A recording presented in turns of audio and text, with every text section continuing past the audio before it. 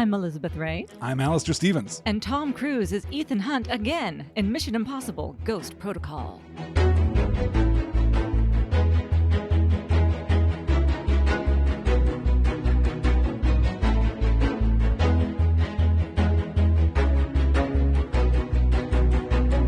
So, baby, I know you've been waiting for this one for a long time. Are you excited to talk about Ghost Protocol, about the Brad Bird of it all? I'm moderately excited to talk about Ghost Protocol. I'm quite excited to talk about Brad Bird. But obviously, of course, we have to start by talking about Ayn Rand, right? That's the most important part of Brad Bird's legacy and impact in the cinematic world. It's absolutely not, for reasons that I'll get into in just a little bit. Are you ready for a lecture? Are you ready to just buckle up while I tell you all about one of my favorite filmmakers, Brad Bird? I am so ready. I have genuinely been looking forward to this lecture for a long time. I really have.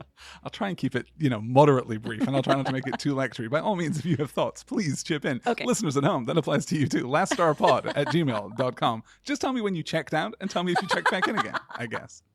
Brad Bird is born in Kalispell, Montana in 1957. He has an early fascination with animation and begins making animated films using an old camera rigged up by his father at the age of 11. That same year, he takes a tour of Walt Disney Studios in Burbank, California, and thanks to the composer George Bruns, is introduced to the 9 old men, the core animators who run the entire studio. At the age of 14, he completes his first animated film, a 15-minute short adaptation of The Tortoise and the Hare. Wow. He sends it, of course, to Disney. His parents actually encourage him to start at the top and then move your way down. You might as well aim for the best. Yeah. So he does. And he is offered, based on that short film, a completely unprecedented and unofficial apprenticeship. Basically, he gets an open invitation to go to Disney anytime he likes and meet with the animators, meet with the studio heads, wander around the place, just expose himself to the culture of the Disney Animation Studios. That's really cool. He graduates from high school in 1975, and Disney pays for him to attend CalArts in Valencia, California, the animation workshop that is started by Disney as a pipeline to provide animators for Disney Studios in the years to come. But at this point, he's unsure whether he wants to commit to a life spent in animation because he's interested in other things. He's interested in live action directing. He's interested in acting. So he takes a couple of years out, then decides to take Disney up on their extremely generous offer and attends CalArts alongside Tim Burton and John Lasseter of Pixar and Henry Selick, the director of The Nightmare Before Christmas and James and the Giant Peach and all of those great stop-motion animation films. Musker and Clements, the architects of the Disney Renaissance, are in that same year in CalArts. So he is alongside some of the most influential filmmakers, particularly in animated films, ever. Just ever. These people are going to completely redefine what is possible in American animation. He graduates CalArts in 2 years and begins working with Disney in 1978, assured of a meteoric rise.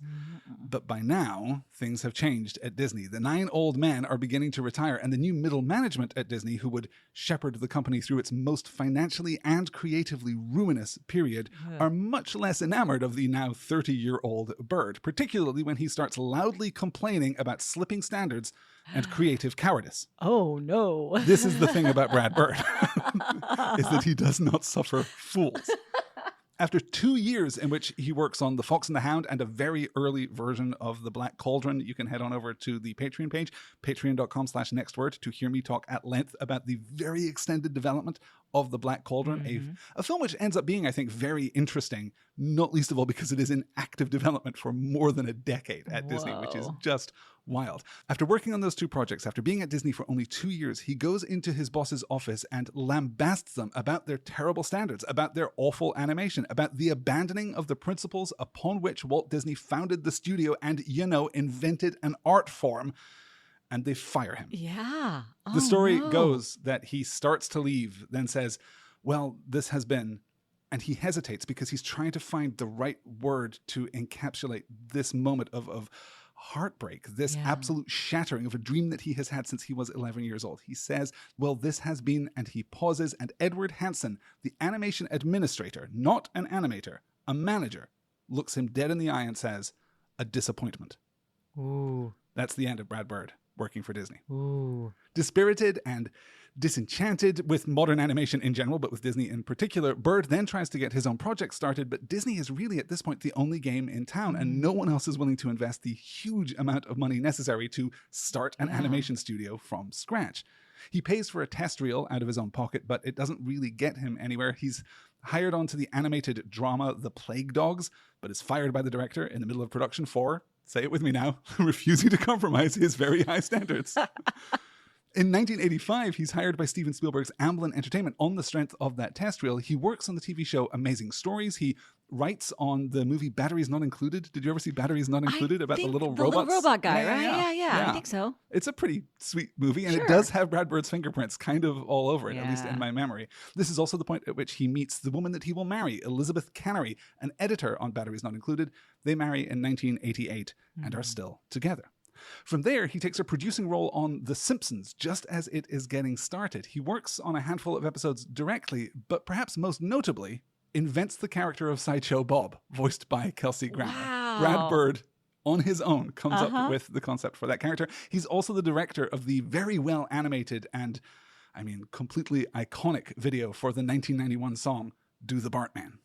Oh my God, I had forgotten about that. If you go back and watch that video, it is absolutely in the Simpsons house style, except it is better animated in every way than an episode of The Simpsons. It is just wild. So he's clearly making a name for himself. And from there, he continues to work on The Simpsons and kind of bounce around some of the other animated TV shows that are proving popular in the wake of the enormous and incalculable popularity of The Simpsons.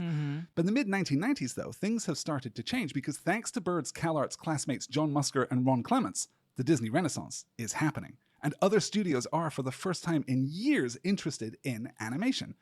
Bird is hired by Warner to head up a film for their new Warner Animation division. In fact, he's hired to adapt the Ted Hughes book, The Iron Man. This leads to the 1999 movie, The Iron Giant, which answers the age-old question, what if a weapon had a soul and did not want to be a weapon? Despite having few animators, little money, despite the budget being cut from not much to really not much in the middle of production, despite only having 2 years to make this animated film from scratch, which is an incredibly tight schedule, despite completely rewriting the source material to make it more complex and challenging and thematically rich and visually iconic, despite Warner Animation effectively shutting down in the middle of production, deciding that The Iron Giant would be their last movie, Bird refuses again and again to compromise his standards, but this time it starts to work. His animators start to see him as a real leader, and everyone who is working on this film produces some of the best work of their entire career. The movie is a box office disaster. There's no marketing. There's no promotion. There are no toys for The Iron Giant at the time, which is wild, but it is immediately hailed critically as an absolute masterpiece. What do you think of The Iron Giant? I didn't see The Iron Giant until I was fully an adult. So I missed all of, again, the non-existent marketing. 99 would have put me in like 9th grade, so I would have been a little old for it anyway. But I didn't see it till much later. It reminded me of some of those, like the Brave Little Toaster, like some of those other weird little, you know what I mean? Like those niche little animated films that just a little bit quirky, a little bit weird, but I loved it. I thought it was wonderful. Made me cry, if I remember. Combining some of those, yes, you're right, a real kind of original take on the source material with some of that really interesting 90s animation style, right? It's got a little bit of the Don Bluth kind of physicality to it. Some of the models aren't completely dissimilar, but it also feels much more timeless. It feels, it just feels like thrown back. In a really interesting way and a purposeful way, because of course it's set in the 50s. It's set at the height of the Cold War. Yes, naturally. And we should mention a completely iconic vocal performance from Vin Diesel as the voice of the Iron Giant, really setting a template for what he will do in voice performances for the rest of his career. That's true. I love that film. That film absolutely makes me cry. I think it is an incredibly powerful and efficiently muscular piece of storytelling and really sets a standard, I think, for what we can expect from Bird going forward. So despite its commercial failure, it is critically lauded and it gets him the job that really he deserved, which is with the now absolutely titanic Pixar. We're going to move quickly through the rest of his career because this stuff is well known. I don't think that many people know about his time with Disney or his time on The Simpsons or even the development of The Iron Giant, but we certainly know the high points of his career with Pixar. He makes The Incredibles, a script that he has had in his pocket for more than a decade. It is a huge hit. He follows it up with Ratatouille, which is, if anything, an even huger hit. Both movies win the Academy Award for Best Animated Feature in their respective years. That's 2004 and 2007. Bird is now the biggest name in animation, but he takes the unprecedented step of crossing the aisle, of fording this imaginary Rubicon into live action with Ghost Protocol. More on that, I guess, on the other side of the trailer game. We'll circle around to the development of this film on the other side of the trailer game. After Ghost Protocol, Bird directs the live-action movie Tomorrowland with George Clooney and Hugh Laurie and Raffi Cassidy and Britt Robertson, which I love and which the world at large does not like at all. Because, and this is part of my take on Brad Bird, he is an incredibly sincere filmmaker.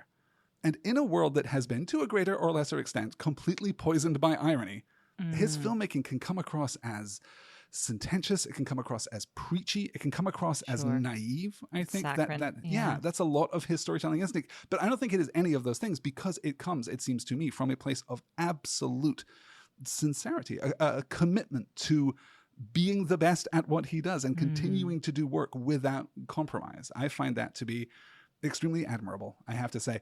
After the failure of Tomorrowland, it is, in fact, none of his movies have like a Rotten Tomatoes score lower than about 94%, except Tomorrowland, which is sitting at 50%, which honestly is higher than I thought. Yeah, sure. I think that's still an imperfect film, certainly. Yeah. But a really interesting and really noble. Is noble a weird word to use? A noble film? Not for Brad Bird. I think it has something to it. So he steps back at that point from live action direction and instead returns to Pixar and makes what feels at the time like a safety play. He makes The Incredibles 2, which is fine. It's a good film. It's a good sequel even. It does develop many of the themes and ideas of the first movie and continues, I think, to espouse a kind of political philosophy, which is what gets us into trouble with Bird, because let's talk about objectivism, shall we? So this is the pseudo-philosophy invented by Russian-born American writer Ayn Rand. She describes objectivism as, quote, the concept of man as a heroic being, with his own happiness as the moral purpose of his life,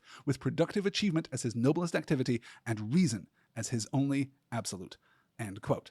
Which means that it's kind of a superpowered libertarianism, right? It's a turbocharged libertarianism. It is a self-mythologizing, self-valorizing, self-heroizing kind of selfishness. Your own happiness and comfort are the only things that matter, and you can pursue that wielding the stark blade of your intellect with as few emotional entanglements as possible, and you can see why Ayn Rand is incredibly popular, particularly with narcissists, and you can see why objectivism has kind of cast a shadow over Brad Bird's work, because he does write about heroic individuals. He does write about people to whom the regular rules do not apply. Right. Geniuses and... Exactly. Heroes, right? Heroes, Generally heroes. And what distinguishes Brad Bird, for me, from the works of Ayn Rand, what makes Brad Bird resolutely not an objectivist, at all. I do not see any objectivism in his work, because what his work is about is service. Yeah.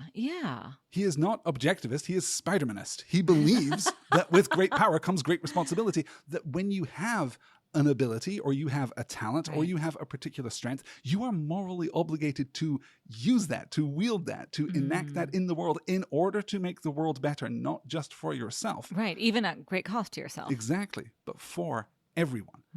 That is what distinguishes Brad Bird, to me, from Ayn Rand, philosophically speaking. And I find the objectivist allegations about his work to be just kind of exhausting and kind of like a fundamental misread of what these movies are. Yeah, you know? He's described it as lazy criticism, and I think that's absolutely right. I think so too. So tell me about Brad Bird. Tell me about your favorite movies in his canon. Tell me about what stands out to you as a filmmaker. Sure. I think that The Incredibles is probably the best one, as far as just one that I enjoy the most and will go back to. I don't watch a lot of animated films. No, sure. If I do, it's watching them with my kids, but I'm not one that, gets excited about the new Disney movie and goes to the theater or anything. I just haven't been since, fourth grade or something.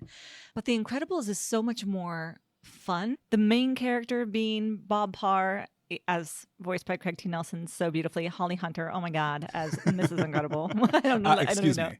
Elastigirl. She is not Mrs. Incredible. I'm so sorry. She is a hero in her own right, feminism Elizabeth. happening right here. I'm so sorry. I did bad. Anyway, but yeah, about marriage and about parenting and about just like very real conflicts internally and externally that to me are much more interesting than, fighting the bad guy. Well, and about identity, right? That is really what The Incredibles is about. It is why that idea of the superheroic identity and the civilian identity works so well in that film, because it's really about knowing who you are and being that in a world that may encourage you or may not encourage you. The way that in particular is inverted in the second one is, I think, really what is interesting about the second film. Honestly, there's not a lot beyond that thematic crux, but that thematic crux is so strong. Like, what if suddenly you were fated for being the thing that you had always been, for the thing that you had been told was bad and destructive and harmful and had to be kept secret, and now suddenly success? And what if, at the same time we have Bob learning how to be a house husband, learning how to be, detached from the active heroics and to be a supportive personality. And that's, I think, a really interesting turn there. Yeah. We see also in The Incredibles, of course, the other thing that we can associate with Brad Bird through all of his movies, which is this 50s retrofuturism. Yeah, totally. He does not want to show us what the future looks like or even what the present looks like. He wants to show us what the future looked like from the perspective of 1954. Interesting. And there's a little bit of that in Ghost Protocol. There's a little bit of that in Ghost Protocol. Absolutely there is. Fascinating. Tons of it, of course, in Tomorrowland, where it's almost explicit in Tomorrowland is what happened to the future that we were promised, right? Which is such a great line, I am obviously just a huge fan of his work. He's now in long-term development on a script that he has had in his back pocket since the late 1980s, which is, again, retrofuturist science fiction. It is a space adventure called Ray Gun, about the protagonist, Ray Gunn. Sure, yeah. Okay. Which is also the other thing that we associate with Brad Bird, which is it's kind of a little cheesy. Yeah. It's kind of a little... He is a little cheesy. Yeah. There's a dad joke quality to his work. Yeah, I don't mind that. I like the sincerity, too, like you talked about, and like the nobility of the work. I really do. It's funny, I don't think that I actually put together that he was an animator, because I always think of him as a storyteller who works on animated films. But it's great to think of him like actually drawing. Yeah, no, I think that he would probably take the same approach to his career. I think he would very much see himself, right? This idea that he has this huge success, this critical success with The Iron Giant, a huge commercial success with The Incredibles, a huge commercial success with Ratatouille, which is my least favorite of his films, but is still by any measure like an A-grade film. It is still so unbelievably beautiful. Yes. No, I mean, as a piece of produced work, I think it is stunning. Yeah, it is stunning. Talking animals are just never, ever, ever going to be my thing. I don't even mind that. To me, the big misfire for that one is like the talking chef. Was that the second one? No, Chef Gusteau. Well, the second one has not yet come out and will not be directed by Brad Bird. Then this is the thing. It feels like two different movies to me. Like once we get talking Chef Gusteau, it's just like, now what are we doing? Yeah. Which is weird because that's actually not dissimilar to an element that you used very recently in a movie that you made. Yeah. The idea of the imaginary person who is kind of guiding your life along and giving you pushback. It's The Gusteau of it is not my favorite. I don't know why Janine Garofalo is the only one who showed up to work with a thick French accent in that film, and no one at any point said, actually, you can tone that down because we've decided not to do that. No one's going to do that. Yeah, it's a little unbalanced for me personally, but I can still recognize it as a really great piece of work. And as an accomplishment in animation, it is astonishing. Yeah, that is true. The first movie where CGI gorgeous. food looks good. It is the first movie where CGI Paris looks bewitching in the way that the real Paris does when you get footage of that city. So I find Brad Bird to be a really inspiring presence in the film industry, and I'm constantly fascinated by his choice here to pivot away from animation and to pick up the fourth Mission Impossible sequel. Such a weird one, but I guess Ethan Hunt is not he's not dissimilar from the kinds of characters that Brad Bird writes. Except that he is completely dissimilar from the kinds of characters that Brad Bird writes until now. Brad Bird is responsible. I did read, one of my notes did say, is this a brand new Ethan Hunt? Because it feels like it. It's a brand new Ethan Hunt that, in a way, I think makes sense of the Ethans that we have had before. Yeah. We've had 3 distinct Ethan Hunts prior to this film. Yeah. And this is the film that kind of mythologizes him to the point that he can encompass all of those previous versions. And this is what sets the template for the rest of the Mission Impossible franchise. Right. This is what absolutely secures the future of this series, which we'll talk about in the weeks to come. I want to talk more about the development of this film, but before we do that, hey, let's hear me talk some more in the trailer game. I love that.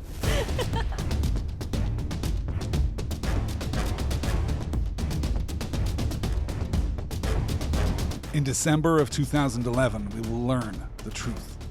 What if Ethan Hunt didn't live happily ever after? What if the world's highest tech super spy didn't have his tech at all? What if a man could climb the Burj Khalifa in Dubai? What if a ghost were protocoled?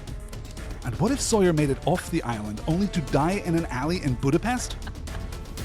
This December, Mission Impossible Ghost Protocol.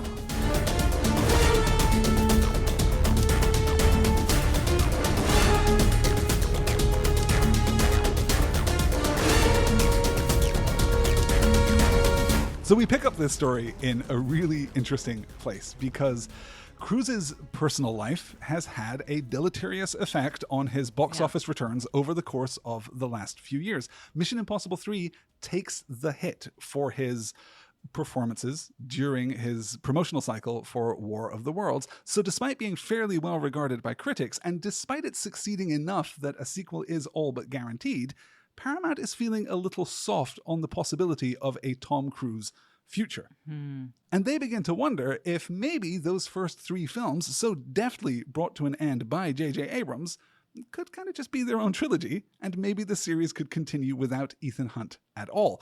The exact sequence of events here is a little difficult to pin down because we are now in the world of mega budget franchise operations, so things are a little bit more secret and played a little more close to the vest than before. But 2 things happen very early in development. The first is that J.J. Abrams steps back from his directorial role, though he stays on as a producer, which is why there are still so many J.J. Abrams fingerprints all over this movie. And the Bad Robot right in the beginning, which I was like, wait. Still produced by Bad Robot, as J.J. is still an executive producer. He is apparently the one who recommends Brad Bird, who is already expressing an interest in moving into live-action filmmaking as a way of getting away from animation just for a little while, perhaps to recharge the batteries. He is apparently the one who recommends Brad Bird to take the helm. The studio also decides, by some accounts, after talking with Abrams and after talking with Cruise, that Hunt will return, that he will come back for this 4th film in the series, but it will function as a conclusion to his story and a passing of the torch to the Jeremy Renner character, William Brandt. I'm so glad that never happened. Because, of course, I mean, who's the heir to the Tom Cruise blockbuster movie star throne, if not Jeremy Renner? I have a note here that says, Jeremy Renner could never. That's wild. That was the original subtitle for the film. That's crazy that you anticipated that.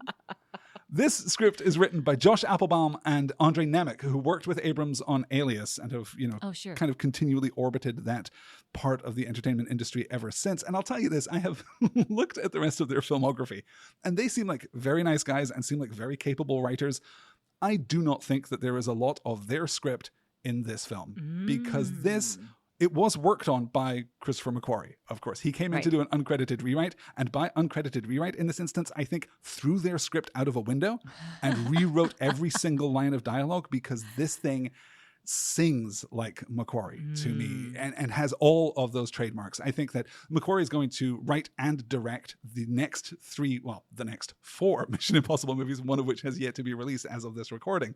But he's going to write and direct those films, and this feels so much of a part with that tone and so distinct from Mission Impossible 3 that I find it hard to believe that the original version of the script really had any bearing at all on the finished movie. It's also worth noting that the film had been in active development for a year before Brad Bird comes in, which gives it this really interesting quality of a film that is self-reflexive, is self-referential, a film in conversation with itself, right? It's an unusually poised and considered blockbuster movie because unlike the other Mission Impossible films, this one is interested in what it is like to be a Mission Impossible film, and nowhere is this more evident than in the film's attitude toward the aforementioned Jeremy Renner. Renner is born in 1971 in Modesto, California, which makes him just 9 years younger than Cruise. He gets into acting in college, but struggles to find work in the 90s. He shows up mostly in tiny, tiny little guest spots on TV shows like CSI and The Net. Did you remember that there was a TV adaptation of the Sandra Bullock movie? Bullock.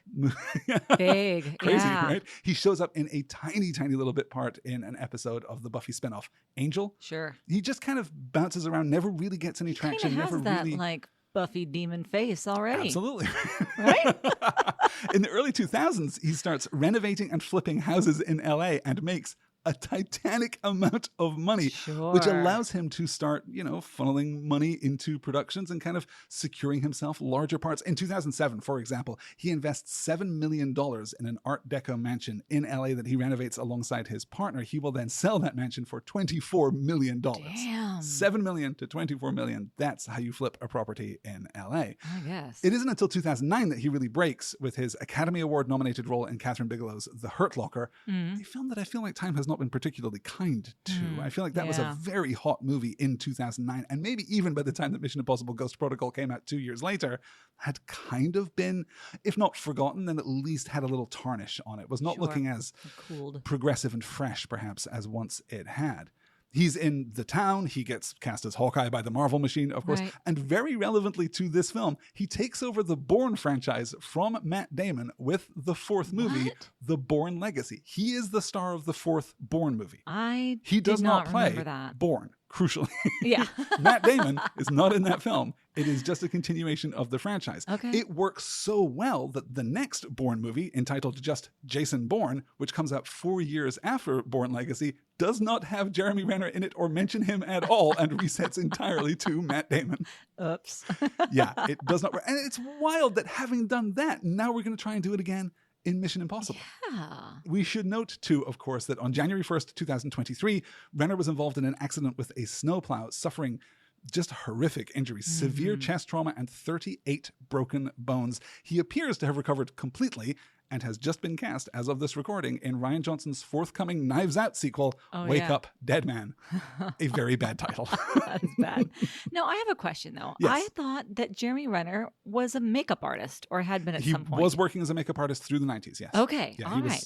I was waiting for that little tidbit. It's kind of... That was like the one thing I knew. Half supporting himself and half just getting onto set. Just getting on sets. And just getting to know people. That's what they say about makeup artists, yes.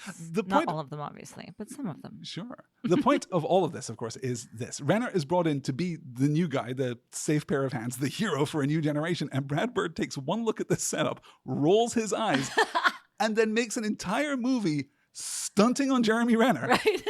Demonstrating in exhaustive detail why he is no Tom Cruise. It is an absolute masterpiece.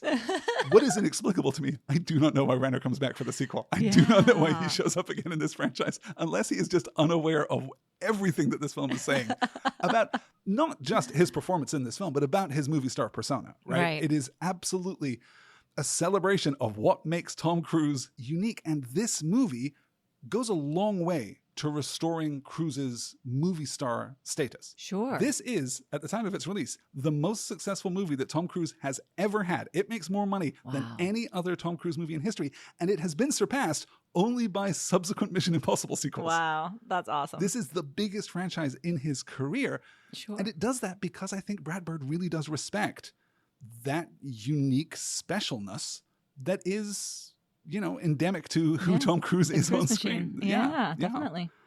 What do you think generally of Jeremy Renner?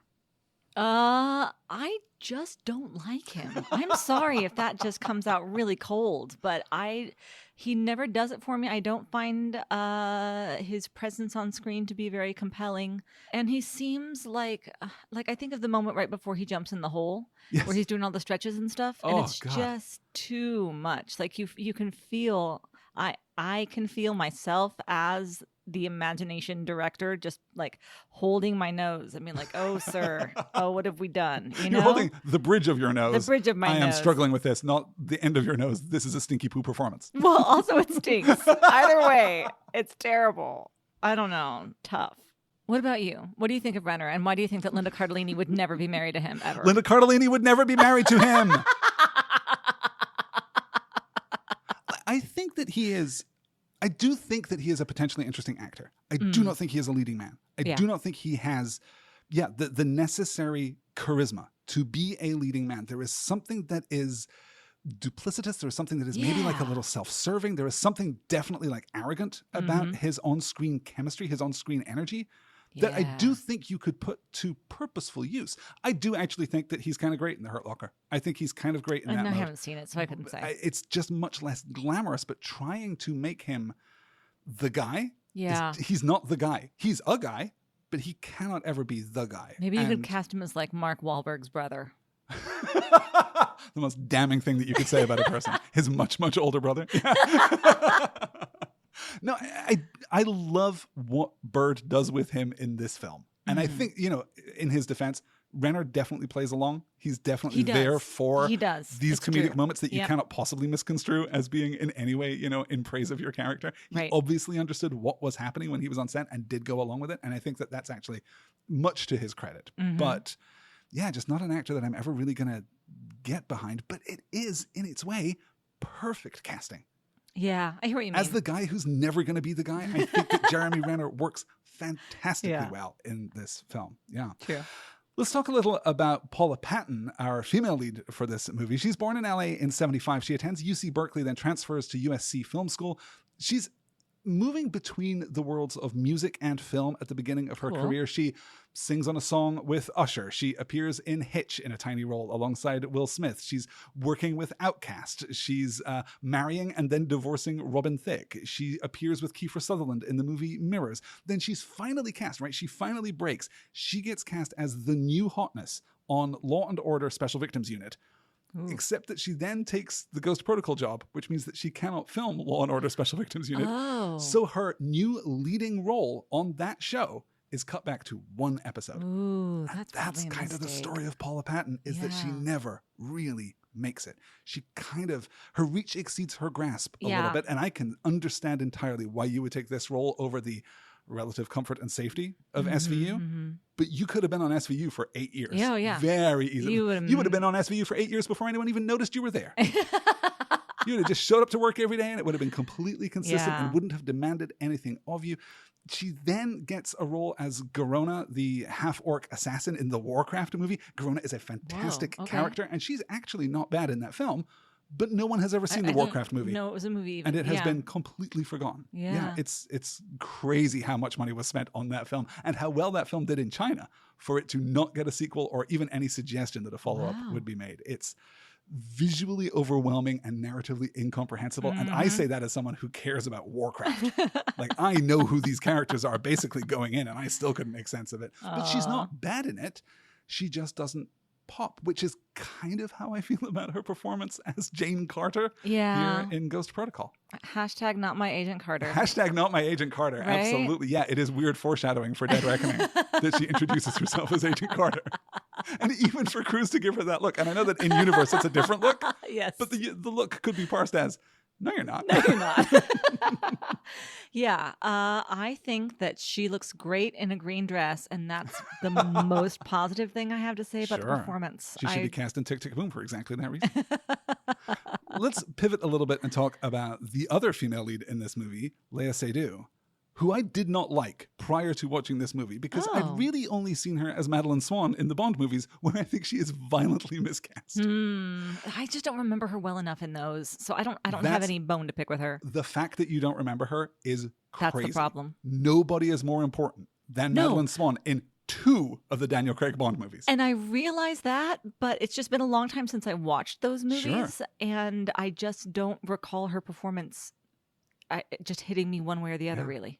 The problem is that narratively, she is supposed to be Bond's heart. She is supposed to be his humanity. She is supposed to be the thing that he is, fighting to protect and is humanized by. And she's not, because she's fundamentally icy on camera. She does feel that way. There's just really not a ton of warmth there. Did she not end up being a bad guy or spoilers for Bond movies? Sorry, but no. Right? No, no, but the movies keep feel giving like yes, she's of going course, to. Of course, that's you do. really interesting. That's her whole energy. It is. She's the weird misfire of a gambit at the end of the Woody Allen movie Midnight in Paris, a movie that we really love. That's right. She's the girl that Owen Wilson ends up with at the end of the movie, and we were like, no, you are no. This could have been literally anybody. This didn't even need to be like an actor. This could have just been someone standing there, and no chemistry. But here, I think she's really playing to her strengths. I think this, icy, sociopathic, almost with a sense of humor that is never expressed, right? There's no moment where she demonstrably finds what is happening funny, but there's something in her performance that's always channeling this distance and this objectivity. Perhaps definitely. I find her really interesting in this film and actually compelling on screen. Yeah, I completely agree. Yeah. Would you have been interested in switching the roles here? Do you think she would have worked better as Jane Carter? Do you think she would have worked better as the leading lady and then put Paula Patton in the role that is a bit, on paper as written, the thing about Moreau is that she just feels like Xenia Onatopp. She feels like Famke Janssen's character from Goldeneye, And I know that that's not in the performance, it's not in the movie, but if you're going to do that kind of character, I'm always going to be reminded of Famke Janssen. That's interesting. She reminds me more of Sophie Marceau as Electra King in The World Is Not Enough, who I really love and who is so beautiful. But she has more of like, there is a coldness, but it's more... Oh, but she plays that warmth so much too. Yeah. She in character, Electra King adopts characters, which I find so interesting. Very in that movie. cool. She's terrific. Yeah. What a good movie. That's not true. Because it also has Dr. Christmas Eve or whatever her name is. Dr. Christmas Eve. the only conceivable worst name for that character. Dr. Christmas Jones? Christmas Jones. Who comes only once a year. Anyway. And Robert Carlyle in the worst performance ever given by Robert Carlyle. Yeah. As Renard. That's true. Yeah, you're right. Sophie Marceau, you're right. No, I will revise that movie, statement down she to is fantastic. Sophie Marceau is fantastic. Yes, and that dress that she wears. Genuinely hot. So good. So that hot. might actually be the hottest. Ooh, that might be the hottest Bond sex scene. Is the one between Sophie Marceau and Pierce Brosnan. Yeah. Certainly the hottest Pierce Brosnan sex scene. Certainly the hottest Pierce Brosnan. Anyway. Should we continue ever on? Yes. The other spy movie. And I'll note here, too, that we're kind of skipping over some of the high points of this cast because this really is a stacked cast. We haven't even mentioned that Simon Pegg, of course, returns. Of course, is back. Ving Rhames, kind of completing his quadrilogy in the most obligatory fashion possible. Mm-hmm. I don't think that Brad Bird is particularly interested in continuing Luther's story, but thanks to his appearance in this film, he is the only person besides Tom Cruise to appear in every single Mission Impossible movie, so that's nice. Yeah. And of course, we bring Michelle Monaghan back for a little uncredited cameo too. But we also have, Anil Kapoor is in this film, Michael Nyqvist is in this film, and of course, Tom Wilkinson is in this film. Oh, yeah. Also uncredited. I don't know what was happening with the, salary negotiations around this film. You're right. But the fact that all of those people appear uncredited, because you can understand, Ving, you want to keep quiet Michelle Monaghan, you want to keep quiet. Sure. Michelle Monaghan's actually a plot point, for goodness sake, that you cannot know in advance that she is going to appear in the film. There's no reason not to know that Tom Wilkinson's going to be in this film. Yeah. Right? Am I missing something? No, except that you're going to presume that he's going to be the bad guy, and then he turns out to brilliantly not be the bad guy. Excellent. He's terrific in those 2 minutes that they give him. Where and of course I'll have to take you back to Washington, where you will be charged with terrorism unless you assault myself and Agent Brandy here. Yeah. It's really, really great. What a great use of Tom Wilkinson. I feel like he never gets to play that role. Mm-hmm. Just excellent. The other person that we absolutely positively have to talk about, though, is one of our favorite actors, Mr. Josh Holloway, who makes such an amazing impression at the beginning of this film that it's easy to forget that he never made it as a movie star. I think he's bad in this. I was literally physically rocked back in my chair. You were. I'm so sorry. I do. Really? I think he's bad. Yeah. He's really cheesy and really TV acting. Huh. I'm so sorry. I love him as Sawyer. But I didn't buy this. This was just a little too, I don't know, a little too wink to the camera, a little too schmoozy, a little too something. I will admit that I like him much more in the absolute cold open of the film than when we then somewhat unnecessarily flash back to see that entire extended sequence after we meet with Agent Carter. And you're right, perhaps some of that, and definitely his dialogue, right? The decision to have him refer to Carter as Bobcat is 100% Sawyer. That is playing to the stands. And it works. Don't get me wrong. It works because he's charming and he's got the dimples and the swagger and the everything. But it does maybe make you question who this guy is. I love Josh Holloway. I think he is one of the most talented actors who just never really got his shot, just because his shot came 8 years too late, 6 years too late. Even there's such a narrow window for being that kind of actor. Yeah. And he just didn't get it. And then, unfortunately, had a run of disastrous decision-making. I was going to say a run of disastrous luck, but made a number of bad decisions in the wake of Lost and just signed on to shows that fundamentally were not good. Yeah. And then his career was largely over. But it's a shame. As Sawyer, I mean, probably of the core cast, at least, probably the best performance in all of Lost, would you say? Probably. The most nuanced. It really is. And just magnetic. Yeah. And he's wonderful. Arcs more than he shows up so interesting, so engaging, such an asshole. And then arcs more than anyone. Like it is one of the best character arcs I've ever seen in television. Agreed. and just becomes the heart of the show. Yeah. In a It's just fantastic way. What a great so thing unexpected. to do. Yeah. So, okay, I can't really contest your take on him here, but I am so thrilled to see him that I think that carries me through that opening sequence. Yeah, absolutely. Is there anyone else in the cast that stands out for you besides those that we have already mentioned? I think we've covered most of them, honestly. I ultimately don't think it's a very well performed movie, except Cruise. I think Cruise is at his finest. I think he's doing excellent things. It is so interesting a performance. It is so on the ragged edge. Yeah. But he's also being given all of this, this Brad Bird self-awareness, right? I think there's nothing in Mission Impossible that has made Mission Impossible make more sense to me than the moment after the Kremlin has exploded, when he escapes from the hospital room and he winds up on the ledge. And the Russian guy is just smoking a cigarette, just watching it. It seemed like a good idea at the time. Yeah. And then he takes the implausible step of wrapping his belt around the wire, sliding down it onto the roof of the van, bouncing off the roof of the van into the gutter. And what really makes it sing for me is that moment where he looks up like, holy shit, what did I just do? And then we get the reaction from the Russian guy, holy shit, what did you just do? Yes. And it's really good. That moment, I really think makes sense of Ethan Hunt in a way that nothing has previously. I really feel like I've got a handle on this guy now. He's kind of giving this a physicality. There's an element to his performance that he is hurt by his experiences in the world, right? He's no longer super heroic. It's actually difficult for him to do these things. Yeah. He's actually frustrated. Yes. It's actually, he's limping a lot when he runs. I'd love to see that. He doesn't. He's not effortless. Right. And he's, the moment when he bursts through the window of the Burj Khalifa and he's hitting his glove, trying to, frustrated that it wasn't working. The moment when he returns to the payphone after receiving his mission, should he choose to accept it, and punches it so that it self-destructs. These things are all folding into this theme that Bird is developing about, it's not about technology. It's about the man. This guy.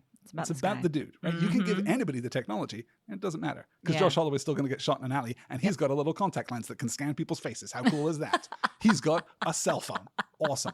It's not about that. It's about the man. It's about the grit. It's about doing the thing. And I find that such an interesting compliment to Cruise's manic ass energy at this point in his career. You can feel him holding on so tightly. And when we come back for Rogue Nation, some of those edges are going to be sanded off a little bit. He's going to be a little bit more mature. Ethan as a character, he's going to be a little bit more mature. It's going to feel a little less raw. It's going to feel a little less urgent.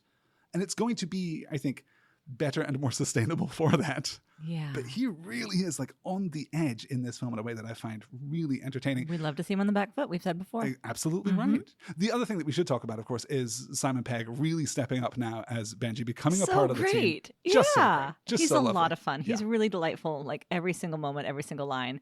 I love that he looks annoyed with Jeremy Renner. Yes. It's probably his brand, probably the character, but he looks so annoyed with him, and it's just adorable. Really, really great moments. And Pegg, thanks to his enormous personal charisma, I think selling lines that would, in another version of this film, be like nails on a chalkboard would just be the worst. Yeah. The moment when when Ethan gets the briefing and he comes out, well, we got to break into the Kremlin, and we get 3 shots of Benji doing the, I thought you said the Kremlin. I thought you said the Kremlin. That's a terrible line, but Pegg really manages to sell it. He and does. Then also, his excitement at being in the field, and I do love his frustration that he doesn't get to wear a mask. Yes. That's pretty good. What do you think, before we get into the beat by beat here, what do you think of this film's approach to technology? Do you think it is just about respecting the man and the talent and the drive more than it is about the tech? Or do you think that there's something else happening here with maybe with Bird and maybe with the franchise? Yeah, a little bit of both. It's interesting to have the technology be so unreliable. Yeah. The one that absolutely does not work for me is Renner's stupid magnetic suit. And of course it's Renner that's wearing it, right? It's so dumb. Yeah, it is and really it dumb. really, the suit itself looks like a bad piece of community theater design. It is not good or hot or interesting. And the little Land Rover thing is also looks like my 5th grader made it in class. Skateboard. Yes, what are you doing? So I feel like he's trying to say something. Bird is saying something there, and I think you probably put your finger on it. You know that it's about the man and not about the technology, but he's also making the technology poor, and that I am not quite sure why. Well, or at least unreliable. Unreliable. Yeah. Yeah. Yes. Well, and we're very much in an era where that is fashionable, right? We've stripped out the gadgets from Bond. We've done the whole Jason Bourne thing. So now we're not really leaning on the idea of super spy gadgetry is not fashionable here in You know 2011 what? at You're all. right. That's a big part of it too, I And think. hasn't really come back. It's kind of surprising.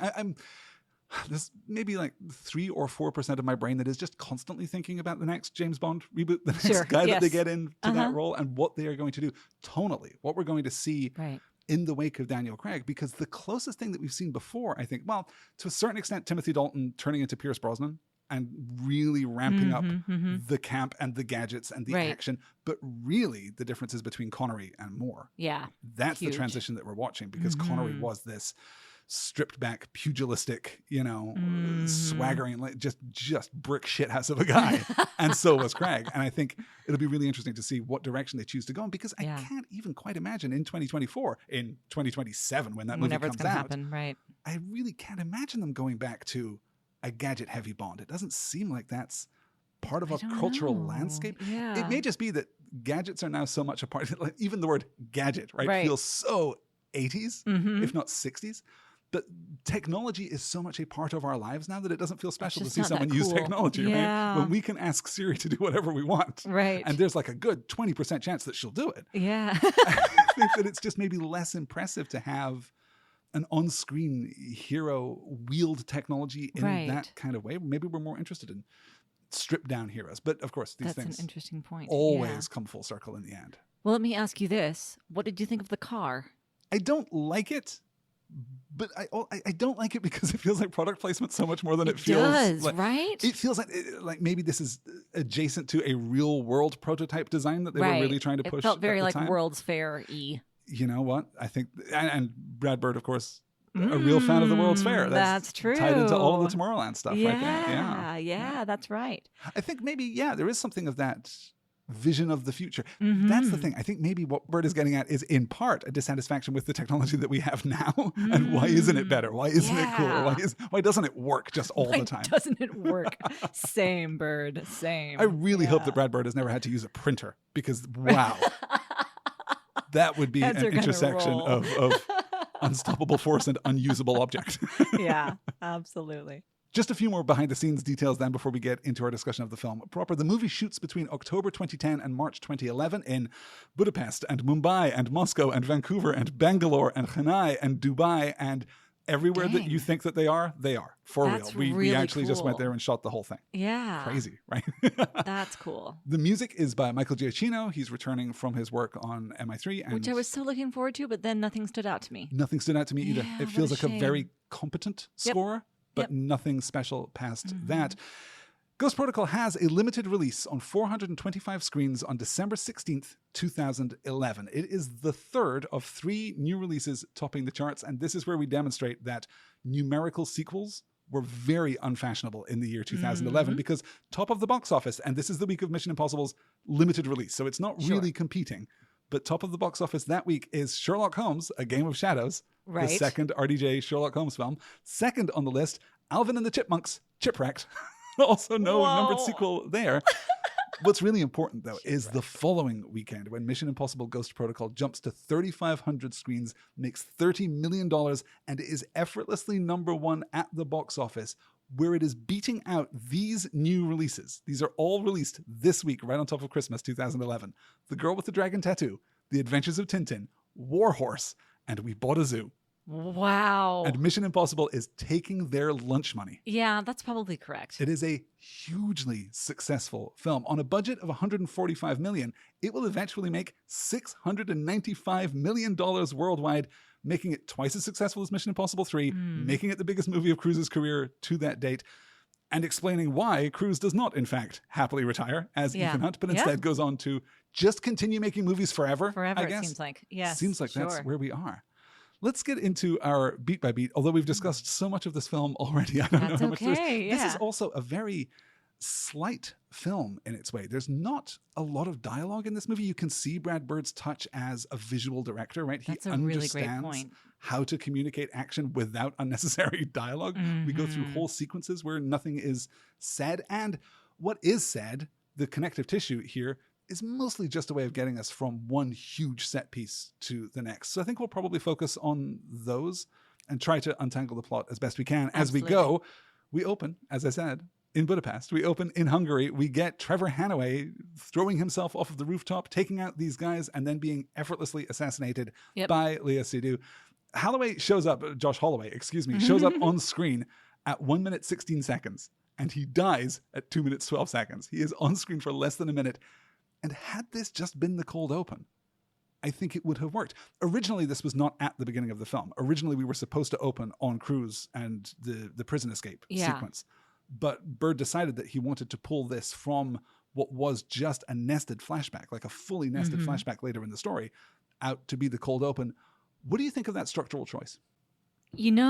I think I maybe would have left it deeper in the film. It's fine, but especially since we never see Holloway again, and since he's such a recognizable figure, it kind of, I say never again. We go back to it a little bit. And also I find everything that happens at the prison and that incredible flip out of the cell that Cruz does to be so cool. The flip out of the cell is very cool. It kind of makes Holloway look like a joke. Okay, I can see that. I can go either way.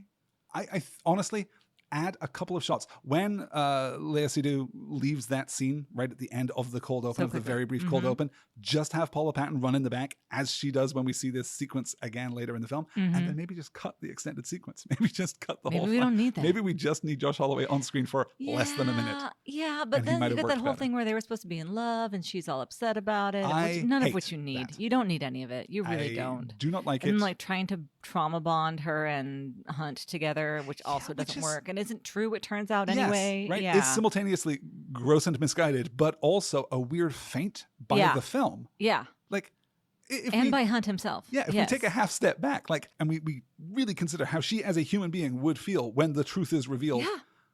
That sucks. It does. Absolutely. Like, fair, especially with this like weird kind of will they or won't they that they're trying to do, and won't, please. Yeah, well, right? You felt that, right? Yes, of course. But I mean, that's even the decision to make it won't, even the decision to not have them together is such an interesting piece of reflectivity, because what we're really talking about is the forced trauma bonding that happens in Mission Impossible 1. Right. Which is also fake trauma bonding, as it turns out, right? Because John Voight is still alive this whole time. The whole time. That's true. It feels to me very self-conscious. It feels to me deliberate, but is perhaps something that we ought not to do. Yeah, I would agree. So after our cold open, we cut out to Moscow and we get, the prison break sequence, which is... So cool.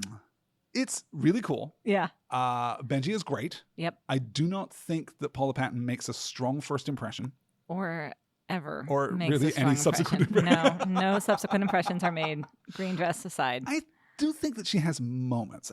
She has moments of capability, if not moments of brilliance.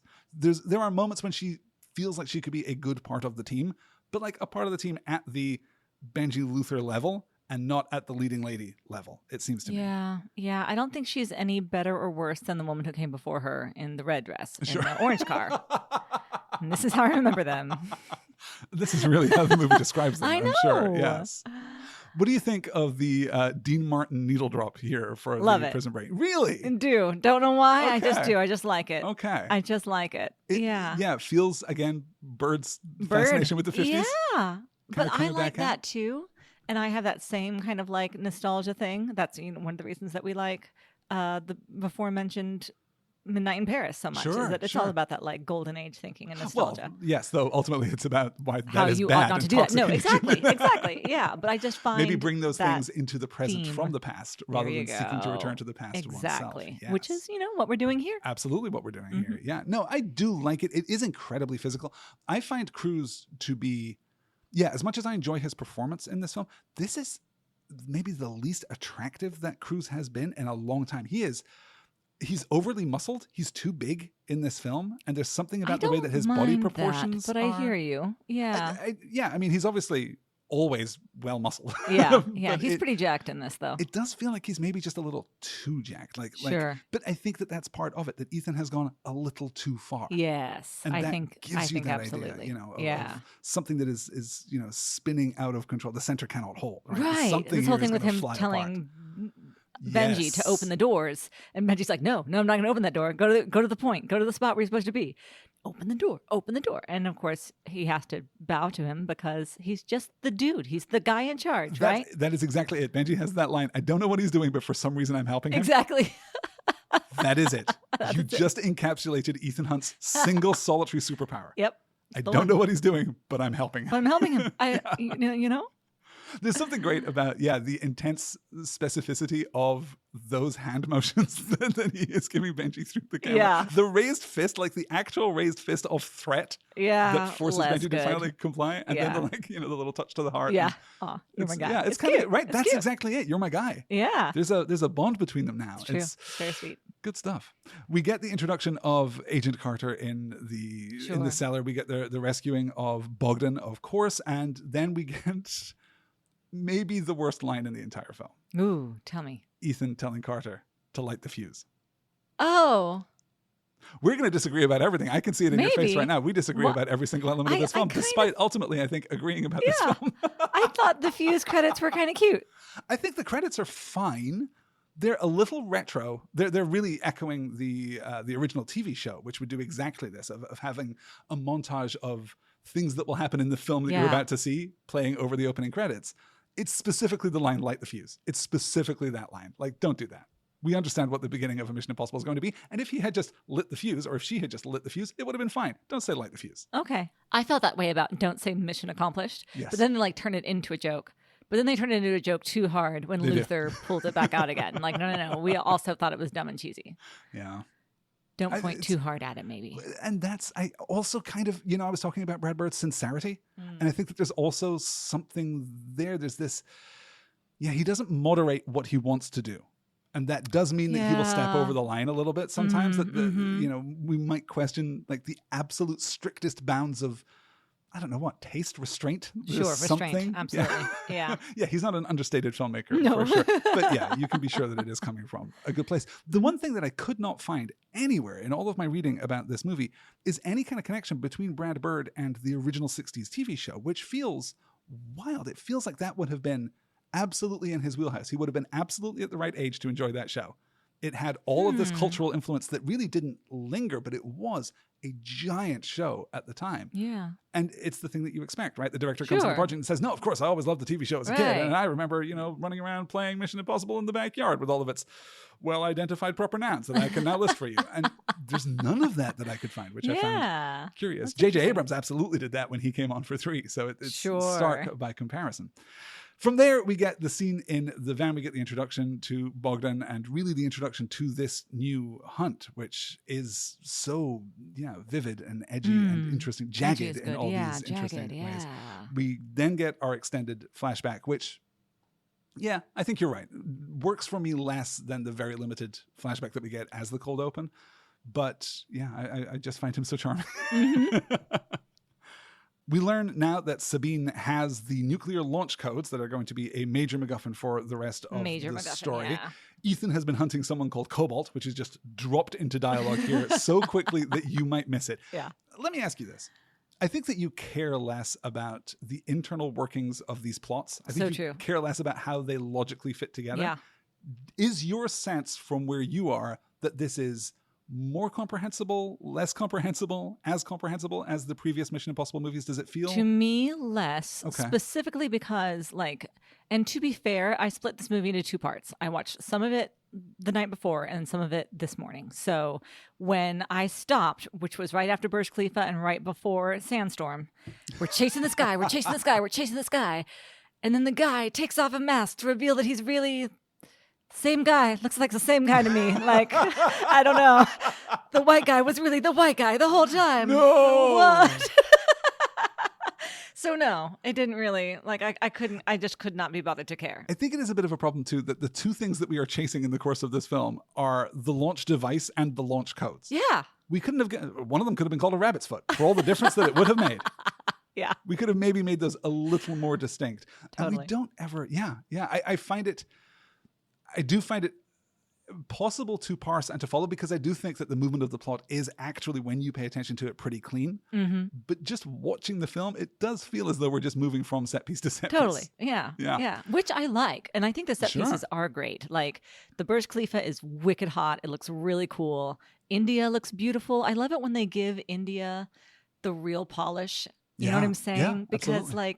the romantic ideal of India is, to me, one of the most gorgeous, exotic, just beautiful romantic places in the Yeah, world. yeah. And you see Amazing Race and people actually go to India and you're like, oh no, I don't want to go there. And that's also what I've heard from people who travel a lot that I know. It's like you go there and you're like, Yeah, whoa. the enormous disparity in wealth and just provision. shocking. Yeah. But when I go to the movies, sometimes I just want it to be pretty and glittery I and get that. shiny, you know? Well, and the other thing that this film does, I think, really nicely is kind of navigate the cultural influences in Mumbai, because there are obviously like elements of the British Raj which Yes. persist. Right. But there's also this fully realized and textured and colored perspective on Indian cultural identity, right? Of Mumbai cultural identity that I found really refreshing and really vivid. Yes. Just, God, Yeah, agreed. every single location in this movie. Beautiful. Beautifully shot. I'll also say, too, I think that what Brad Bird is doing cinematically is really effective. I think that I wish that I had seen this movie in the theaters. I wish that I had seen this movie in an IMAX theater. Yeah, because that would have been cool. 30 minutes at the Burj Khalifa, right slap bang in the heart of the film, in IMAX is just, well, Yeah. he talks about seeing the IMAX footage for the first time and realizing that in the reflection on the window between the fingers of Tom Cruise's hand, you can see the traffic on the street all the way below. And he couldn't figure out why the traffic was like zigzag, like moving in curved patterns down the road. And it took him forever to realize that what's actually happening is that Cruise's hand on the glass is changing the curvature of the window just enough that it's refracting this reflection of something that is, God, I don't know, effectively a mile away. Yeah. It's just crazy. So It's so cool. hopefully, you know, Cruise has been saying some things about getting all of these movies back in IMAX. I mean, the first three weren't shot with an IMAX camera, so I don't know what you're going to do with that. But maybe just getting these latter sequels back in IMAX movie theaters before the release of what was originally conceptualized as Dead Reckoning Part 2 and will now be presumably the last Mission Impossible movie. No idea. Who knows? We'll find out in the summer of 2025, I guess. From there, Ethan goes to the call box, the very high-tech little call box that ultimately doesn't work properly. Yes. It doesn't self-destruct, which is the only thing that a Mission Impossible briefing is supposed to do. He gets his briefing while Benji kind of gives us this first pass at explaining what happened between Ethan and Michelle Monaghan post the end of the last film, which, as you say, will turn out to not at all be true, in fact. I don't like any of it. I don't like the misdirection, you mean? Part of it. I don't like the misdirection. I don't like the whole Brandt storyline. I don't like that at all. Yeah. Like the way that we're trying to get that to apply emotional pressure, and also that his guilt is applying emotional pressure. It's also patriarchal. It's it's super. You're right, patriarchal, and this idea of having to protect. What I do love about this is what happens when Michelle Monaghan comes back to this series in Mission Impossible Fallout, because that rolls. Yes, it's very cool. So it kind of makes up for it long after the fact, but in this movie, I kind of wish that we maybe just not talked about it, or maybe just dealt with it fair and square. I don't know. Or at least just do it once. If Benji just says now, oh my God, I heard that his wife died, then he went off the rails and killed all these people, and that's why he's in Russian prison. That's fine. Do it once, and then you can do the reveal at the end of the movie. Yeah. But don't constantly leverage it as a source of conflict all the way through the film. It feels unfair. It feels dishonest. And I never quite understood. So did Ethan Hunt actually kill 6 Serbians or no? It seems as though yes. That's what I thought. They came after her, so he killed them for real.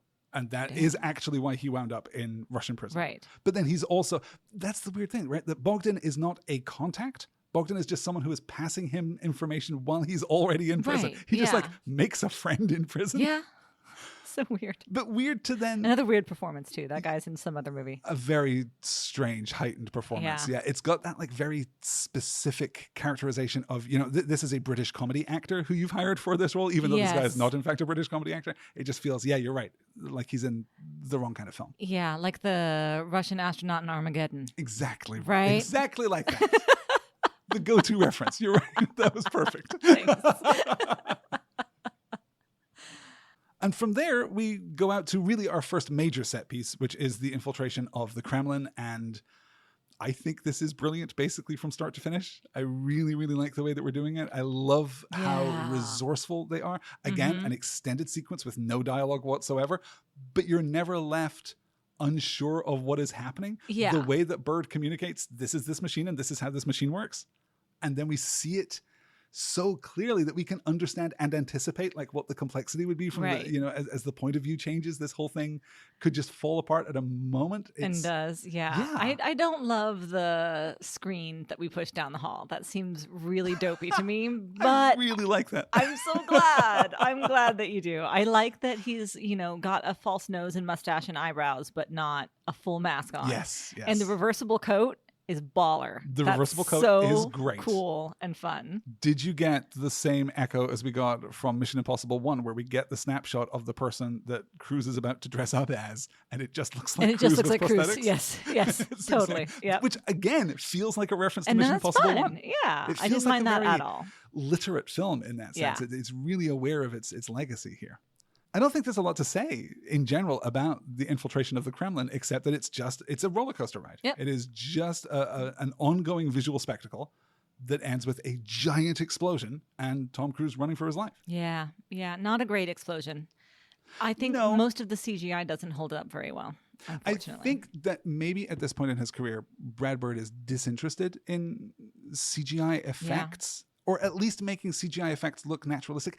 Again, this reminds me of Tomorrowland, where a lot of the CGI really stands out, but it's obviously supposed to stand out. It's obviously supposed to look artificial. It's supposed to look non-naturalistic. And there's an uneasy tension between what I think his inclination is as a filmmaker and how that manifests in a series that when it has used CGI in the past has really been downplaying the extent to which it's used. And it is certainly used, ironically, for all that we're really climbing the Burj Khalifa, there's much more CGI in this film than any of the previous movies, it feels like. Yeah, I don't like climbing the Burj Khalifa looks so good and so cool. And then when that sandstorm rolls in, it looks so cheesy by comparison. It reminds me of like the Brendan Fraser Mummy. Like it's not exactly right what I was thinking too. For real. But then when they move to practical effects and they've got wind blowing and they've got, you know, the big patio umbrella almost knocking Cruise out, like all of that looks really great and cool. It is that stark. It is the moment that we get the reverse angle as he's running and we see the sandstorm swallow the building in the background. Then we cut to the reverse angle and suddenly now it's all real and it's practical effects and so it much looks better. So cool. Oh, it's exhilarating and awful and overwhelming. Yes. And, and I want to also like cover my mouth so that I can breathe. Yeah, absolutely. So the Kremlin explodes. Ethan wakes up in hospital. He finds himself with Anatoly Sidorov, the Russian security officer who believes that he is responsible for blowing up the Kremlin. We get that escape sequence. Also, Esti Haim as a nurse. That was weird. You know exactly what I'm talking about. I know exactly what you're talking about. I'm not sure that other people in the world, and forgive me, dear listeners, I'm not sure that other people in the world are as dedicated fans of Esti Haim specifically. Obviously, in this house, we have a huge respect for all of the Haim sisters, but Esti in particular is our personal favorite, I think. And this is pacey stuff, right? We're moving very quickly from sequence to sequence because obviously we're waiting to get to the Burj Khalifa. We're waiting to get to the real center point of the movie. This is where we do Tom Wilkinson in the back of the car in just a fantastic version of this scene. I think this is not... Except for the drawing on the hand of the face. Oh the my God, I love the drawing of the hand. You do? Because I love the layers of it. I absolutely love the layers of it. When Ethan first says, it says to Brandt, you're an analyst. And he's like, hey, if you think that you got bad information, like he already is like, you know, he's puffing up his chest. He's ready to throw down with this guy. And then he sketches this perfect drawing on his hand. Who is this? And you can see that Brandt is like frustrated that he knows who it is. Yeah. From this crude drawing. Like, it's so good. No, great comedic moment. Just not just the drawing itself, but the way that we are doubling down and down and down. We do like 3 cycles of that in in what is a 10-second scene, so that Renner can do all of the exposition about this guy who ultimately is just going to be kind of confused. He might as well just be a guy with a paper bag on his head that says bad guy on it. Yes, totally. Doesn't really work for me, but Wilkinson is great. And then to subvert expectations by telling him, you know, we're about to disavow you, so you should definitely go rogue. I support you going rogue 100%. Here's some information. Here's where your safe house is. Let's go and do all of this stuff. Yeah. And then because this scene is so comedic and it's quirked from the version of this scene that we've seen in previous Mission Impossible movies, but we think that we're kind of getting all of it. So the attack, when it comes, is really shocking to me. I'm even watching it again, and I have seen this movie, I don't know, a half a dozen times. Right. I'm still surprised when it happens because it is suddenly so intrusive and so so visceral. Yeah. That's true. I'm not sure. And I don't mind this gun violence here. It works for me because it's very specific on this car. There are not a lot of like civilians running around. It's not guns bouncing off of, minivans or whatever. And then when they're doing all of the shooting into the river, I'm like, okay, shooting into the river, totally fine. Shooting into a building or down a street, not fine. It also feels, I think, really dangerous, right? The way that Hunt and Brandt are taking cover under the submerged car, which is so claustrophobic and awful, and you're seeing the bullet tracks through the water. It feels like, once you get hit, that's it. You are done. Yeah. You're not going to be taking 4 bullets and then continuing to run. It reminds me very much of the river chase sequence in Spectre, to go back to James Bond, to the movie that introduces Madeleine Swan. In fact, the river chase sequence where Bond is being chased by Dave Bautista in the Lamborghini, I think. It's lit exactly the same way, and it's exactly the same kind of like brick embankment. Yes, so it just feels very familiar, but very much of a traditional spy movie there. Mm-hmm. Although I guess in its defense, this is 2011 and Spectre isn't until 2015. So okay, so we did it first. Who's ripping who off at this point? Taking credit. Right? Then we do the sequence where they're running alongside the train trying to get in, which is just kind of funny and dopey. Yeah, Cruz having to jump to like I thought that was funny. It is cute. It is interesting, I think, that we are kind of we're playing with Cruz's physicality. Yeah. In a way that I can't remember him being playful in quite the right. It feels what's the the closest thing is him landing flat on his chest when he's playing volleyball in Top Gun. Oh, that's right. Right? And that's like 25 years before this. I'll watch that sequence any day, all the time. We can take a break in the podcast right now to go play with the boys. What do you think of this set inside the train car? This is the highest tech set that we've maybe ever had in a Mission Impossible movie. This is wild. It is wild.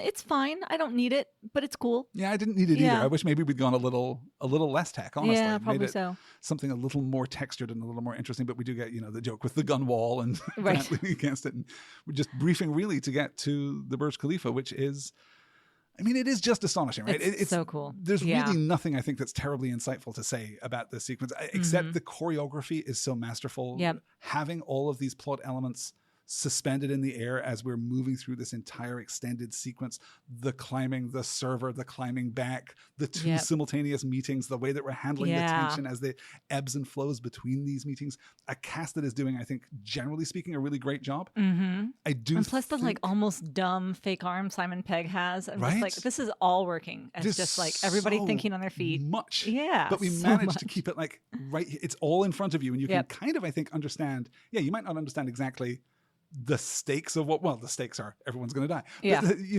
extending beyond this scene, you might not be able to chase all of those threads to their terminal conclusions. But I think that within this sequence, it is pretty transparent, at least what you should be paying attention to and what is important. Yes, that I think works. We manage that tension, the ebb and the flow of the tension. This sawtooth, jagged path of the tension curve here is really effective. I think that Patton does some of her best work in this sequence, and then some of her absolutely worst work. I think the fist fight with Léa Seydoux, it does not work at all for me. And it's a shame. Like pitting those two women against each other is just, it's just bad storytelling to me. It's just a bad use of the two women. It's just dumb. It feels, I don't know, exploitative in some strange way. That's exactly it, right? Yeah. It is almost like really bad 2011 feminism. Right. It's, the girls can be cool too. They can be kick-ass heroes as well, but only obviously fighting each other. Exactly. Because we obviously can't have them fight a man. What are you, crazy? Yeah. And so like exploitative. Throwing high-heeled shoes at each other. You know, there's just something about it I don't like. You killed my boyfriend. I'm like, okay. How does it rank for you among the big Mission Impossible set pieces? Like, is it? Oh, it's my new.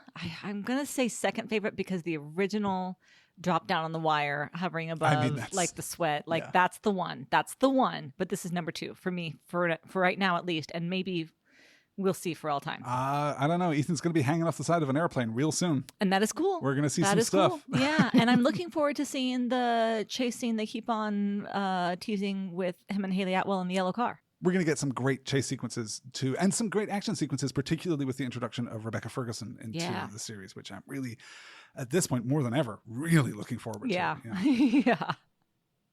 So from there, we come through the dust storm, which I think is, yeah, you're right. Once we transition into practical effects, it is very, very effective and claustrophobic and disorienting. And this is perhaps Ethan at his most stripped down, right? This really is just a man against nature. He might as well be, this might be the perfect storm at this point. Yeah. Just overwhelming odds. And he's really working for me as a character through this part of the film. How do you feel? No, I think so too. Yeah, I love him just going for it. I hate that everyone is just driving in the sandstorm, but you know what? True to life. Jesus Christ. People will drive in any weather. I don't understand. But yeah, that's very unsettling. Him being in the car, driving so fast with so little visibility, and then just like all of the shearing metal sounds as he's like clipping cars and trucks and guardrails. And oh my God, it's all so much. The car flipping right over his body while he like just seizes up into the fetal position with like this oh shit expression on his face is excellent and not your usual Ethan Hunt, and I like it so much. No, I think it's terrific. Not the Ethan that we've seen in previous films, but yeah, this Ethan, but this now kind the of new Ethan. Yeah, this Ethan, it's all the Ethan that we had before, plus a knowledge of what he is really doing. Yeah, like all of that self-awareness really humanizes the character and makes him work in a way that I think we can thank Brad Bird specifically for it, and McQuarrie too, to a certain extent. Right, McQuarrie is a huge influence on this film, as I said earlier, and I think that his ability to find the humanity of Ethan Hunt is really going to change the course of this franchise going forward. From there, and this episode is already running long, we do a lot of back and forth. This is where we get the reveal about Brandt and Julia and her dying, and he was the security guy, because you don't fight like an analyst, and all of the and then we're in Mumbai. Right. And I'm so grateful that we're in Mumbai. It looks really good. Yeah. Mumbai is beautiful. Does Patton work for you through this? I don't just want to like rag on her performance here at all. I really want her to, but she never seems confident, not for one moment. And I need her to be confident. Like, what is it that you're good at? Why are you here? If this isn't the thing that you're good at, then what could it be? Like, why? How did you make this team? You know what I'm saying? I think that's incredibly astute. Thanks. I think that's a really good read on the problem with this character. You're right. She's obviously trying to communicate all of these emotional stakes and all of this vulnerability and this insecurity, and maybe, I don't know, but you're right. Fundamentally, a lack of capability coupled with a lack of confidence is just not going to sell this character to me. You're right. Yeah. I think that is exactly the problem. Despite putting her in that dress, having her in this set, having her have these moments of spark. What do you think of Ethan first apologizing and then kissing her? Playing a hunch, she says. Yeah. You know what? If it didn't work, it would have been gross. Right? Right. Interesting. But since he was correct, I'm okay with it. And I find it cool. Again, yes. Within the bounds of fiction. Within the bounds of fiction. It works for me. Yes. I'm still just a red-blooded woman. My understanding of that character's motivations is extremely soft. The guy who's got the codes? Yeah, this is Anil Kapoor as Bridge, sure, I guess. My understanding, what a cartoon character. Yes, but I didn't mind that because, again, he's like, we had just done such a huge sequence to do this thing that's just a little bit more on the ground. Yeah. That's just a little more like playful. This movie has a lot of playful elements, and I really like those. The levity there is fun. But I love him coming and saying, you know, give a glass of the Cuvée Louis to everyone here and make sure they all get a bottle going home. Are you impressed yet? Like, that's cute. It's funny. Again, right? It is redeemed by its self-awareness to a certain degree. Yeah. And sending the phone to her and like, catch me if you can, playing hide and seek. Like, all of it is pretty cute. And I even like when he makes a pass at her and she, almost kicks his ass. Yeah. And he just loves that all the more. And he loves that course, too. Like, all of that is kind of working for. I think they toe the line and it works. I think maybe if we were just doing this and we were just maintaining this tone, because this is a difficult tone to get right. This is a balancing act. Yes. And cutting out of this to Jeremy Renner in his chainmail suit, hovering over a skateboard, moving through a server farm. Stupid. That does not work for me at all. And it detracts from what we're getting with Patton, I think, with Carter through this sequence. I think who doesn't work here is maybe Cruise as Ethan Hunt is maybe a little too serious right now. Like, maybe he's a little bit like the dad that no one's listening to, you know what I'm saying? Yes. In a way that losing maybe... his cool, telling Brandt to jump. Yeah. And how many times we go back to that. Like, he must say that, I don't know, 6 times. Right. And it challenges his authority in a way. And he is getting frustrated. Yeah, we haven't quite normalized this edgier Ethan as a team leader in quite the same way. Because Benji's doing such a great job of like, well, now I'm handling logistics. I'm like, I will orchestrate everything and explain it to everyone, and then you can all just go and do your parts. But yeah, when we're seeing Ethan as like, no, I am the leader of this team, but also I'm this frustrated, ragged, hanging on by my fingernails, seeming ill at ease in this very cultured, very James Bond environment, right? Yes, which is also a fault, too, that they have from the way that they've written Jane. Yeah. Like, why do you have to be in her ear telling her that he's at your 8 o'clock or whatever when he's like playing a cat and mouse game? It's, you know what I mean? Like, she can't find him again. Who trained this spy? Contrasted, well, not Ethan, obviously. Not Ethan, right? Obviously, yeah. But we contrast this with, again, the first movie where we're doing something very similar, and all of the members of John Voight's IMF team are incredibly capable. Exactly. Like almost supernaturally capable. Yeah. And that much works cooler. so well. Much better. Yeah. I mean, it is kind of hard to come away from this film without reaching the conclusion that both Paula Patton and Josh Holloway are just really shitty spies. Like, they're just bad at it. They're just bad at their jobs. Yeah, and that just didn't do kind of so good. robs that side of the story of really certainly any emotional momentum, but also any dramatic momentum. Especially since then you have Renner's character. You have Brandt being like, oh, I did such a bad job, I should never do it again. You know what I mean? And he was doing his job right. Yes. He wasn't with her when she died. He just came back and she was gone, you know? Yeah. So I don't know. It doesn't seem to quite know what it's doing there. It's a little weak, for sure. Mm-hmm. So for all that we love how Mumbai looks and feels, is it, would you say, the weakest part of the film overall, or is it fairly consistent for you? Consistent, I think. Yeah. I mean, Burj Khalifa's strongest. Of Everything course, else about the same. Yeah. That's fair. I do think that the contrast here between the refined social James Bond stuff that we're doing and this very, very silly action sequence is not working for me so well. And I think Russian Prison I like too. I think the pace here in Mumbai is also kind of flagging. I think maybe this film is a little too long. How did you feel about the definitely too long. No, absolutely. Which is interesting because it's not terribly long. Like 2 hours 12 is not outrageous for a movie of this size, of this scale, even at that time. It's positively slender by today's reckoning. But yeah, you still feel it's a little padded out? I do. Yeah, a little bloated.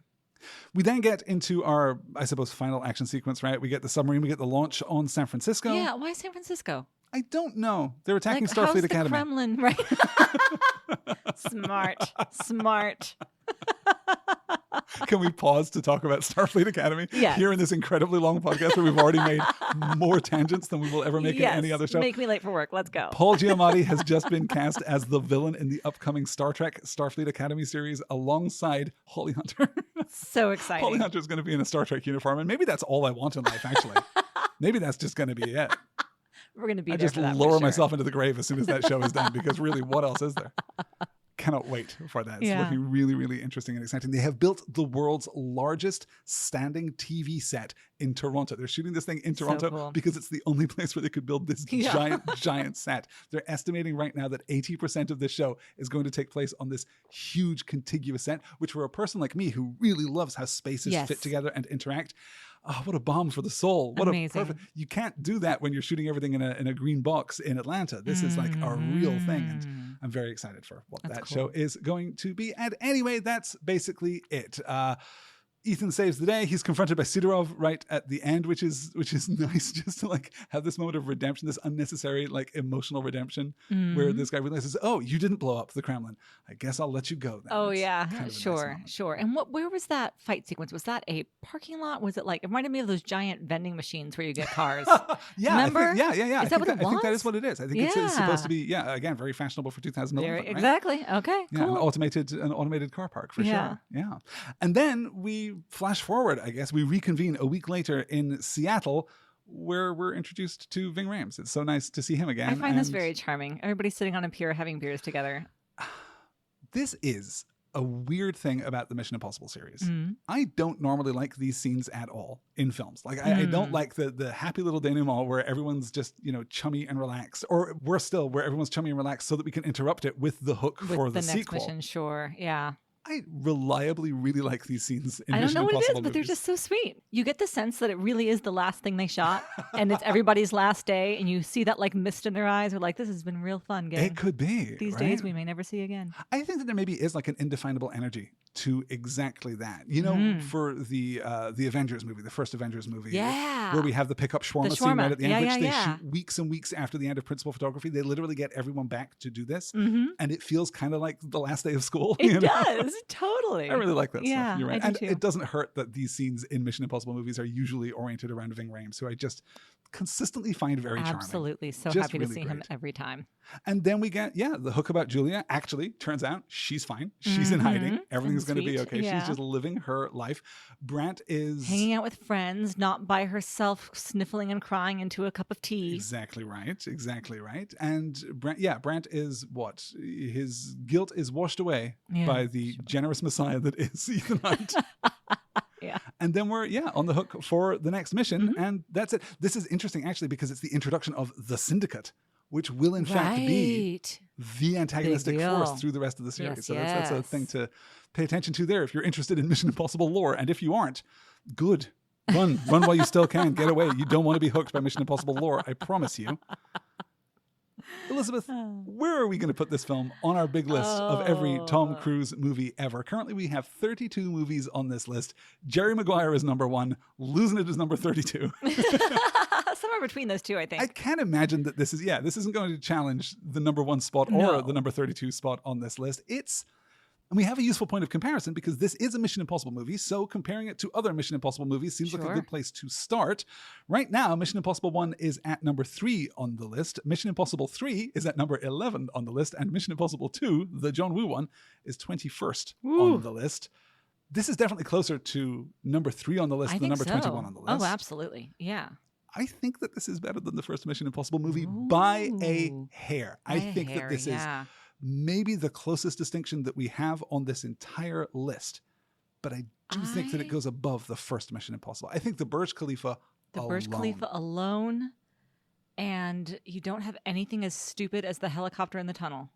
And Tom Cruise, to be completely clear, does not have a career if this movie bombs. Yeah, this is the end of Cruise if this film bombs. So as far as like the list of Tom Cruise movies. This is what sets the stage for the last act of his career. For the last 15 years almost that we've had of Tom Cruise, every single movie that he's had, the vast majority of which are successful. Every single movie that he's done the last 15 years or so can be traced back to the success of Brad Bird and Mission Impossible Ghost Protocol.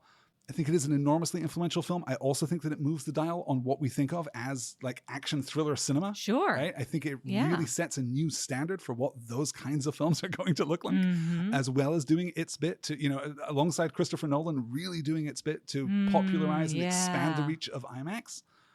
I can't really in good conscience argue that it goes anywhere else than number 3 on the list. I think I agree with you. Yeah, it might be more interesting if we disagreed, but I think I'm with you 100%. Yeah. I find that interesting anyway because we have disagreed about so many things in this film. It's and true. Yet ultimately we kind of come out to the same place. Yeah. No, it's a real fun ride. You can see why this like guarantees the success of the franchise. I think Cruise has never been better, as Ethan Hunt especially, but just in general, I think he's lovely in this. It's just really on the back foot like we like him, but still really capable like we like him. Very much in his body. I hesitate to say that he is better here than he's ever been, but he is different here than he has ever been. He's giving a more specific Ethan Hunt performance, I think, than he's ever given before, which I want too. Yeah, I think that you're right. Maybe in the sense that he is a perfect fit for this material. He's a better fit for this material than he's been for any of the previous Mission Impossible movies. I think that there's something really strong happening here. And obviously we're going to see this franchise go from strength to strength. I don't even think this is the best one. I think that there's a lot to look forward to with the work of Christopher McQuarrie in particular, who now will helm the rest of this franchise. And that'll be really interesting to see too, because he is so closely attached to Cruise as both an actor and a producer. They work very tightly together in a way that Brad Bird did not, in a way that Abrams did not, in a way that John Woo resolutely did not. Definitely. And in a way that De Palma would refuse to. Yes. That is going to do it then. Number 3 on the list. Beautiful. For Mission Impossible So Ghost exciting. Prot. I'm so excited that we initiated the Ghost Protocol. We enacted the Ghost Protocol. Don't know. I don't know what we did to the protocol, but you better believe you've been protocoled. That's it. That's going to do it for this week's show. Elizabeth, would you like to thank our wonderful superstar patrons who make all of this possible, who are waiting for us right now in our high-tech train car, fully loaded with information, ready to send us out on our next mission? Absolutely. Thanks to Leslie Skipa, Louise in Dallas, Megan Lauder, Phoebe, Art Kilmer, Kimberly Bear, Self on a Shelf, Jolene Stark, Chris Dawns, and the Lady Gordon. Thank you guys so much for your support. Hey, Elizabeth, have you seen what our wonderful patrons have requested of us this month? Did you see the results of the poll over on the Patreon page for our next bonus episode? It's weird. It was the movie Weird. Nice. It was neck and neck for the longest time. Someone changed their vote is what happened. I can tell by the math. I can't see who it was, but someone changed their vote and decided that they did not want us to talk about Baz Luhrmann's Australia. Instead, they wanted us to talk about Weird, the Ali Yankovic story, which is going to be so great. We're going to get the chance to talk about funny Daniel Radcliffe, who is one of our favorite performers in the world. Yeah. So that will be coming very soon over on the Patreon page. That's patreon.com/nextword, where you can also find all of our other many and varied bonus episodes. I like Bridget Jones's Diary. I thought that was a really fun one. That was so much fun. Yeah, that's over there available now. Next week, here on The Last Star in Hollywood, as we wind down toward the final 10 movies made by Tom Cruise in his career. I think this is number 11 that we're covering next week, in what is sure to be a completely normal, low-key podcast episode. We're going to build this Paradise City any way you want it. From the director of the Mandy Moore, Shane West, Nicholas Sparks adaptation, A Walk to Remember. Please welcome Julianne Hough, Diego Boneta, Paul Giamatti, Catherine Zeta-Jones, Malin Ackerman, Mary J. Blige, Alec Baldwin, Bryan Cranston, Will Forte, and Tom Cruise in the jukebox musical Rock of Ages. I can't wait. I've never seen it. I'm so excited. I've never seen it either. This is going to be a wild one, you guys. That's next week on The Last Star in Hollywood. We hope you will join us for that. Until then, thanks so much for listening. And we'll see you next time.